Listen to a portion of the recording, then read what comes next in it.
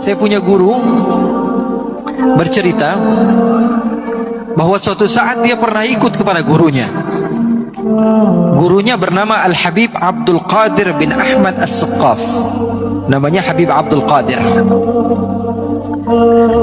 Habib Abdul Qadir ini ulama besar, tinggalnya di Jeddah di Saudi Arabia.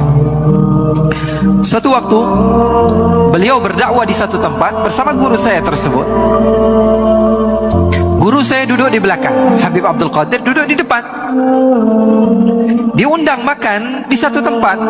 Orang yang muhibbin, pecinta kepada ulama, mengundang mereka untuk datang ke rumahnya. Maka Al-Habib Abdul Qadir menerima undangan tersebut. Dengarkan kisah ini, kisah menarik, kisah yang menunjukkan kepada kita bagaimana para ulama di dalam berdakwah di jalan Allah.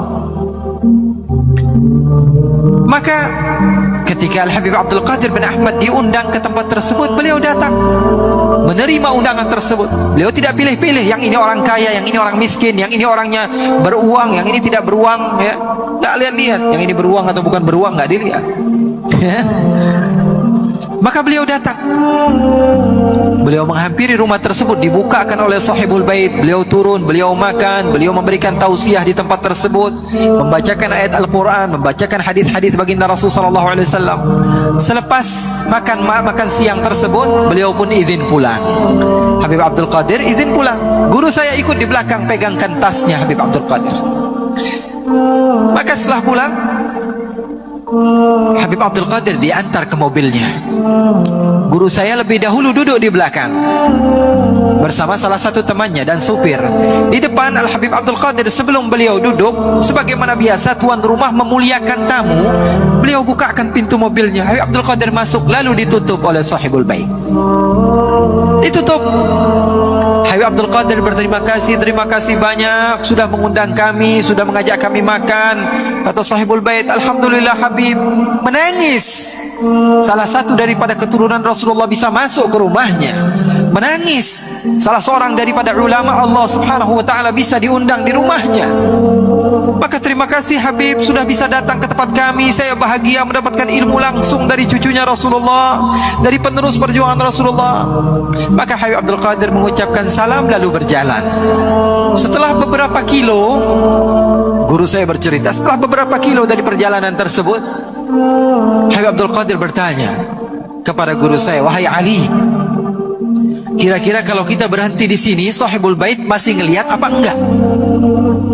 Kata guru saya tadi, enggak wahai Habib, ini sudah berapa kilo kita berjalan. Ya sudah, sekarang kamu turun dari mobil, bukakan lagi pintunya. Kemudian berhenti di pinggir jalan. Bingung, guru saya bingung. Lalu dia turun dari tempat tersebut, lalu dibukakan pintu. Ternyata salah satu daripada jari Habib Abdul Qadir terjepit di pintu mobil. Banyak darah di pintu tersebut. Lalu menangis. Guru saya mengatakan, Habib, kenapa kamu tidak bilang dari awal kalau tangan kamu terjepit? Apa jawaban indah dari seorang pecinta di dalam berdakwah? Dia katakan, kalau saya buka dari awal, sahibul bait yang tadinya senang menjamu saya, akhirnya merasa sedih karena telah menyakiti diri saya.